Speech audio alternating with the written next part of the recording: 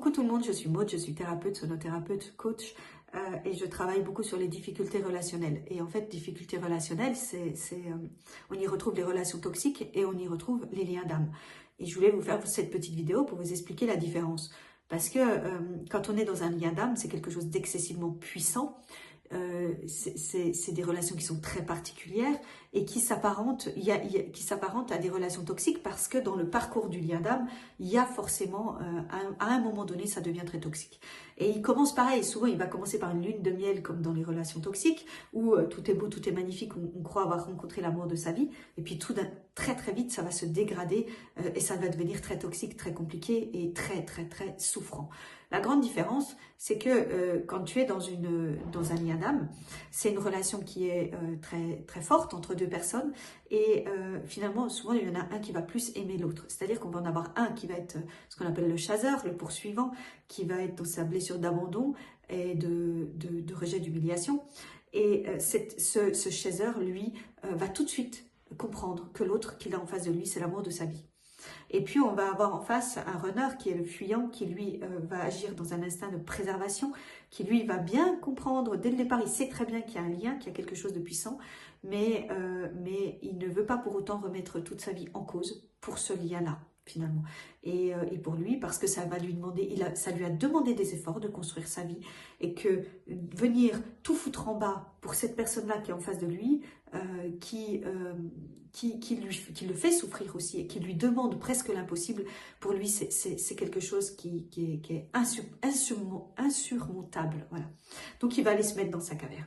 Et en fin de compte, dans ces liens d'âme qui sont excessivement puissants, qu'on appelle aussi des liens de flammes jumelles, on va avoir cette lune de miel, on va avoir une guerre des égos, on va avoir une espèce de danse des flammes où il y a des allers et retours, et puis on va avoir surtout un énorme problème de communication. C'est-à-dire qu'à chaque fois que le chasseur va ouvrir la bouche, le runner va mal l'interpréter. Et à chaque fois que le runner surtout va ouvrir la bouche, le chasseur va le prendre pour du non-amour. Et quand le runner va se rendre compte de l'interprétation du chasseur, il va beaucoup souffrir et il va culpabiliser. Donc ça va lui renvoyer une image de lui excessivement négative, alors que déjà elle est négative, tu vois. Donc il va se dire, mais je suis vraiment une mauvaise personne parce que je n'arrive pas à me faire comprendre de cette personne-là. Je n'arrive pas, oui, elle est importante pour moi, oui, je l'aime à ma manière. Oui, j'ai bien conscience que le lien, il est très fort. Mais à côté de ça, moi, j'ai construit ma vie. Et à côté de ça, de construire ma vie, ça m'a demandé de faire des efforts. Et je suis incapable aujourd'hui de venir tout foutre en l'air, ce que j'ai construit, parce qu'il y a ce lien qui est très fort avec toi en face, qui ne me comprend pas. Et qui me demande de tout de suite, le couteau sur la gorge, allez vas-y, prends une décision. Parce que c'est ça, hein, quand on est chasseur, on colle le couteau, on prend le marteau, on tape dans toutes nos forces. Mais regarde comment je t'aime. Regarde, tu vois bien que nous deux, mais c'est quelque chose, c'est pas possible qu'on passe à côté, quoi. Et le chasseur, il est très comme ça, il est très yang, il veut absolument que la relation, elle avance très vite. Et quand d'ailleurs, quand il va prendre conscience, le chasseur, qu'il est dans une relation de flamme jumelle et qui va avoir ce travail-là, des travails de blessure à faire, tout de suite il prend le bras à le corps. Ah ok, j'ai ça à bosser, ok, allez hop, checklist, plan d'action, on y va, on traite tout, on nettoie tout, le karmique, le transgénérationnel, tout y va. Et il va attendre la même chose de son renard, qui lui ne va pas bouger.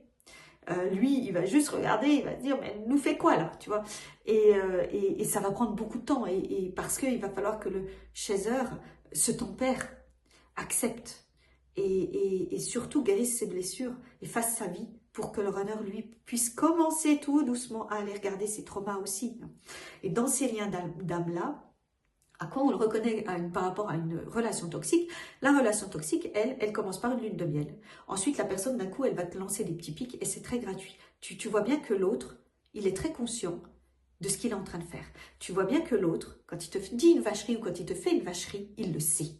Alors que dans le lien d'âme, il est amnésique, il ne se souvient pas. Et ça, c'est quelque chose qui est mais fondamentalement différent dans les deux relations. C'est que si en face de toi, tu as quelqu'un, quand tu lui dis, mais regarde ce que tu m'as dit, fait, et qu'il est là comme deux ronds de frites, et qu'il ne comprend pas ce que tu es en train de lui dire, c'est que, et qu'il est complètement amnésique, qu'il ne se souvient pas de t'avoir envoyé tel texto et tout, c'est que tu es dans un lien d'âme.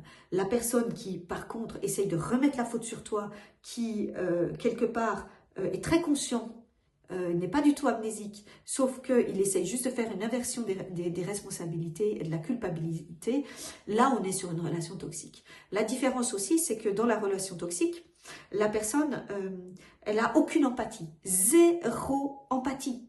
Elle en a rien à foutre de ta gueule. Et puis si tu es en plus dans une relation de pervers narcissique, il va prendre plaisir à ce que tu souffres. Donc, mais il y a aussi les relations, dans les relations toxiques, tu as les relations narcissiques qui ne sont pas forcément perverses, hein, où là, tu es juste dans une relation où la personne, elle est narcissique, elle a été bâtie, construite comme ça, et elle ne sait absolument pas être dans l'empathie. Dans les liens d'âme, la personne est très très empathique envers les autres et tout, elle ne comprend pas, c'est tout.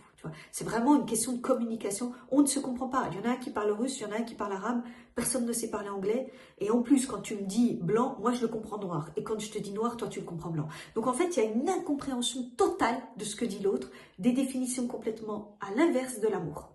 Dans la relation, pour le chasseur, l'amour, faut le matérialiser, faut le réaliser. Pour le runner, l'amour, faut juste le rêver, le fantasmer. Donc, il va falloir petit à petit que chacun vienne, voilà, se modérer, équilibrer tout ça pour que ça puisse fonctionner. Alors que dans la relation toxique, on n'est pas là-dedans. On est dans une personne qui est en profonde dépendance affective, avec des blessures d'abandon, de rejet très fortes, et qui, derrière, en face, on a quelqu'un qui est un vampire énergétique qui vient juste se nourrir de ton énergie, mais qui sait parfaitement ce qu'il fait, et surtout qui ne reviendra, enfin peut-être qu'il reviendra, il n'y aura pas ces allers-retours, tu vois. Alors on peut les avoir, mais en fait, quand toi tu as compris que tu es dans une relation toxique et que tu es sorti de ça, la personne, si elle revient des années plus tard, c'est mort, la porte elle est fermée. Généralement, on ne la rouvrira pas sur cette personne-là. Alors que le lien d'âme, on peut avoir comme ça des allers-retours suivant les parcours. Mais on a vraiment cette sensation que dans le lien d'âme, l'autre, on voit bien que le lien, il y a de l'amour, on voit bien que c'est un lien qui est au-delà de tout ça, qui est presque, j'ai envie de te dire, qui est... voilà, c'est un lien de malade, quoi. Alors que dans la relation toxique, petit à petit, on prend conscience qu'on est l'objet de l'autre, en fait. Et petit à petit, on prend conscience que en face de nous, il y a zéro amour. On n'est pas devant quelqu'un qui a peur de l'amour. On est devant quelqu'un qui ne nous aime pas. C'est tout. Point barre. Il y a nos discussions. No way.